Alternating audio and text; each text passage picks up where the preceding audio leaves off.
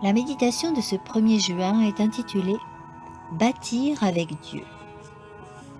Car nous sommes ouvriers avec Dieu. Vous êtes le champ de Dieu, l'édifice de Dieu.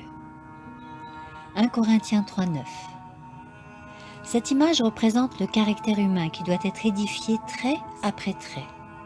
Chaque jour, Dieu travaille à cette structure, y plaçant pierre sur pierre pour perfectionner l'ensemble qui doit devenir pour lui un temple saint. L'homme doit coopérer à cette œuvre. Chaque ouvrier doit être exactement ce que Dieu veut qu'il soit, édifiant sa vie sur des actions nobles et pures. L'homme œuvre et Dieu œuvre également.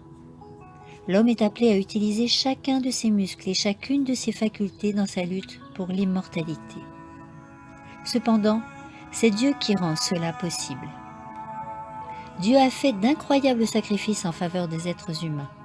Il a mis toute sa puissance au service de l'homme pour le sauver du péché et le rendre loyal et obéissant.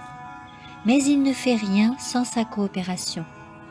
C'est par des efforts continuels et persévérants, par une activité incessante, que nous triomphons des tentations de Satan.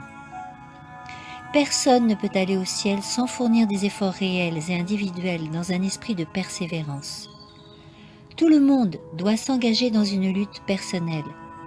L'issue du combat dépend de nous. Noé, Daniel et Job furent justes, mais ils ne purent sauver leurs fils et leurs filles par leur justice. Il arrive que l'éducation et les apprentissages de toute une vie doivent être oubliés pour que l'on puisse devenir disciple à l'école du Christ. Il faut éduquer le cœur à demeurer ferme en Dieu. Les jeunes comme les aînés doivent se former à des habitudes de pensée qui leur permettront de résister à la tentation. Qu'ils apprennent à regarder en haut. Les principes de la parole de Dieu, principes aussi élevés que le ciel et embrassant l'éternité, doivent être mis en œuvre dans la vie quotidienne. Toute action, toute parole, toute pensée doit s'harmoniser avec ces principes. Les grâces de l'esprit ne se développent pas en un instant.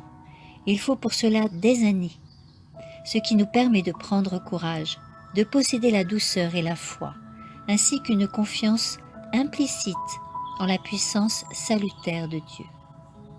C'est par une vie de saints efforts et de fermes attachements au bien que les chrétiens scelleront leur destinée. Amen.